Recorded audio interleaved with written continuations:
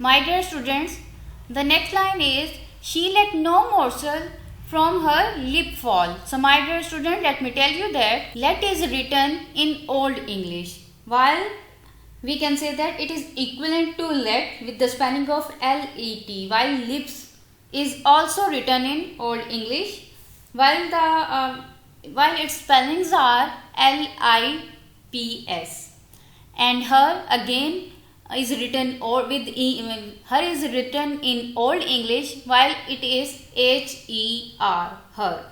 Again with fall means it is written in Old English and the correct spellings are F-A-L-L.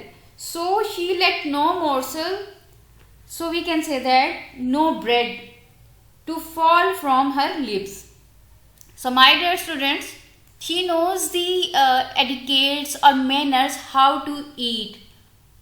So my dear students, the next line is no with her finger in her sauce deep.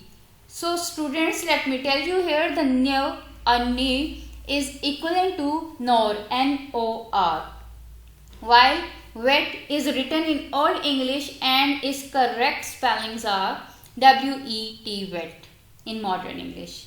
Her is again in Old English but spellings are H-E-R. Fingers is we can simply say that it is again written in Old English, and we can if we can replace the Y with I, the correct spelling is F-I-N-G-E-R-S, fingers. While deep is written in Old English and the correct spellings are D-E-E-P, in modern English.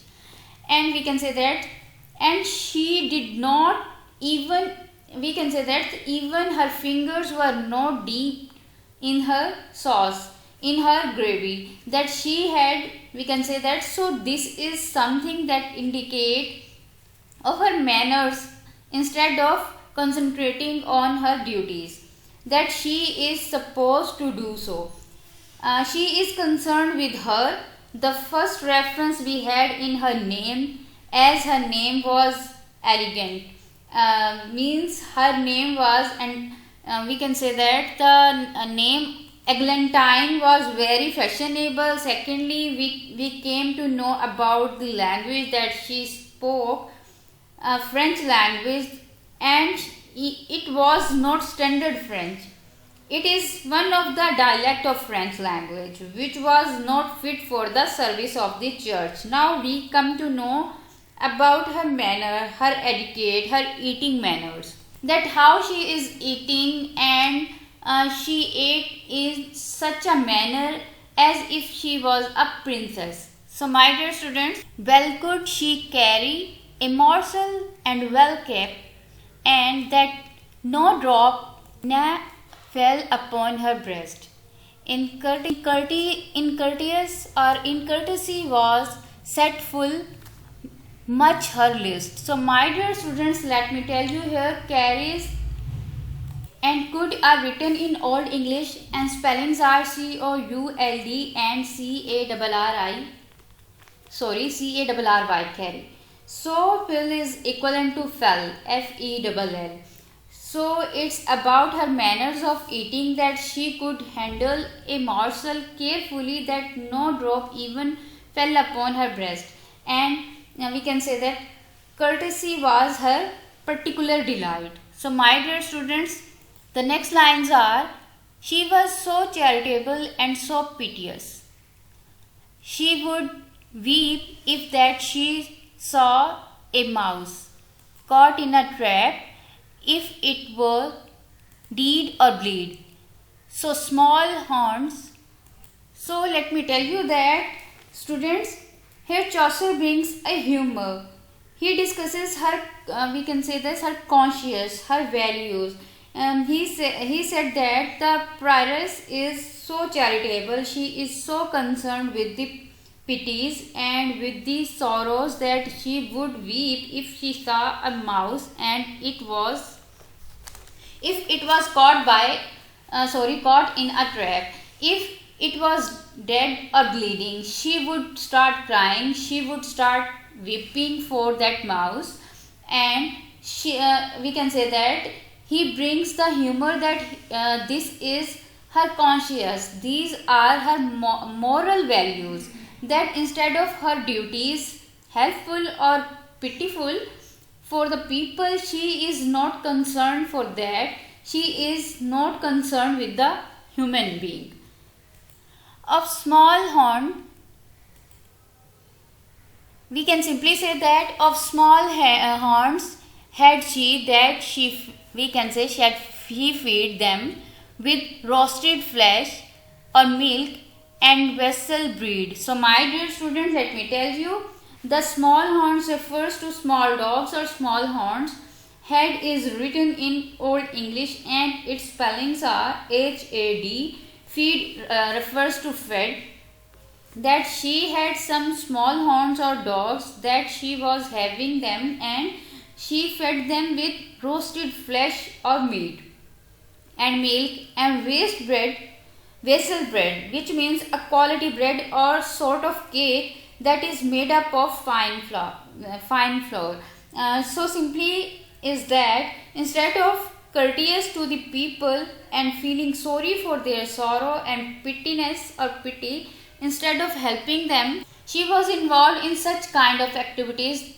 It was the time when human beings are not able to eat these type of food. Instead of helping that human beings, she was wasting these things on animals. So this was about the prioress. So my dear students, the next character is the wife of Bath. She was a very good character and she is very important character, since that she is the representative lady, the way ladies used to be there in those days. She is called the wife of Bath. She is not the wife of the person. Basically it was the name of the place. So Bath is the place. So let's discuss is with the lines that a good wife was there of beside Bath. So my dear students, but she was someday deaf and that was scared. So dear students, here we can say that the wife is written in Old English and it is equivalent to better half or wife with spelling WIFE. So we can say that the someday, it refers to somewhat. Deaf refers to disability of the listening. Scat means pity and Bath, as you people know, is the name of the place. So a good wife was there of beside Bath, but she was somewhat deaf and she was, we can say that he was, or we can say that the Chaucer was pity for because she was deaf. Of cloth, we can simply say that of cloth making she had switch and horn, she passed him of Ypres and of Gaunt. In all the parish wife, ne was there known or none that to be offering before her should gone. So my dear students, let me tell you that the cloth making is equivalent to the making clothes, and switch and haunt, it means the such a practice, while past is equivalent to surpassed. Parish means any territory or a village which have its own partner and church. Offering is equivalent to offer something or offering with the spelling of OFFERING, offering, while go is equivalent to go with GO. So she had certain characteristics. She had the skill of making clothes and like her no one else can do that, and she surpassed them to we can simply test Ypres and Gaunt. So she had the skill, she had the extraordinary effort or craft that she could make the finest cloth and nobody could excel her. So nobody could make a cloth like her. In the village there was no one who could offer the charity like her. So my dear students, and if there did certain so rude was he that she was out of all charity. So my dear students, let me tell you there there is written in Old English, while the correct spellings are THERE there, while did is written in Old English and the correct spellings are did. Certain again CERTAIN. So rude, it is we can simply say that it is equivalent to the wrath, WRATH, and means the anger. There, and the next one is all. All is written in Old English while the correct spellings are ALL. And people, let me tell you that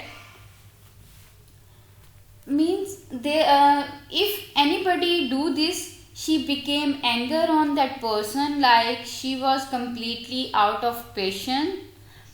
We can simply say that she is out of patience. It is ironical and humorous that if somebody charity before her and she became anger on that person and forget all charity, and she would be angry on that person. So the next line is, my dear students, her kerchiefs full fine wear of ground. So my dear students, I dosters wear they weighed 10 pounds, that on a Sunday wear upon her head. So my dear students, kerchief is equivalent to kerchief or the dress, while fine is written in Old English, ground means texture, or dosta means dust, Waden means weight, while here Sunday is equivalent to the Sunday, the day of the week. We can say that, while wear is equivalent to wore, WRE, while head is a part of body. Now talking about the dress, that her dress is we can simply say that, or the cloth which she covered her was a fine cloth, or it was a fine texture. The narrator believed that I swear that if it is weighed, it would be 10 pounds. And she uses to wear this cloth on her head on Sunday in the services, and we can simply say that on her head in the services of religious, means religious services, she used to wear it on her head. So the next line is, her husband were of fine scarlet red. So let me tell you here, the horse was fine. Scarlet is a red color. Scarlet red is other red color, and she had straight, means we can simply say that her horse was fine scarlet, we can say scarlet red. So the next line is, we can simply say that full straight, tight, and shoe full moist and new. So blood was her face, and fair and red of hue.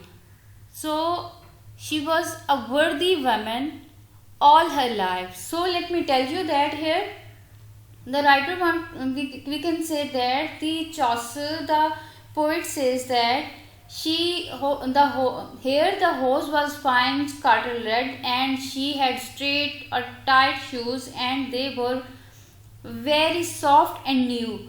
Her face was red like blood, and if was fair, means it was fair, and it was red of few the color of her face, means the face was more of red, and she was bloody face, or full her face was full of blood with fair and red color, and she was a worthy woman all her life. Worthy is using humorous or ironically, which tells about the next description will follow it, and that will come to know her real character, that which type of lady she was. And because as we know that she was an ill-tempered lady who would mind if someone did something good before her. She was very careful about her appearance, about her clothes, about her facial expression or features. So the next line is, we can say that husband at church, we can say the husband at church door she had five. Without an oath, we simply say that without an other company in youth. So let me tell you about it, that she married 5 times, means she was officially 5 husband. And she also explains that, means the Chaucer explains that without other company in youth, it means that in addition, without an means addition, we can say that without the addition to that, she had certain other affairs too. So in addition to these, she had 5 husbands. We can simply say that here the narrator explains about her character, that there is no need to explain about it, that we can simply say that, means it is all about the wife of Bath, that she had many affairs, but it explains about her character.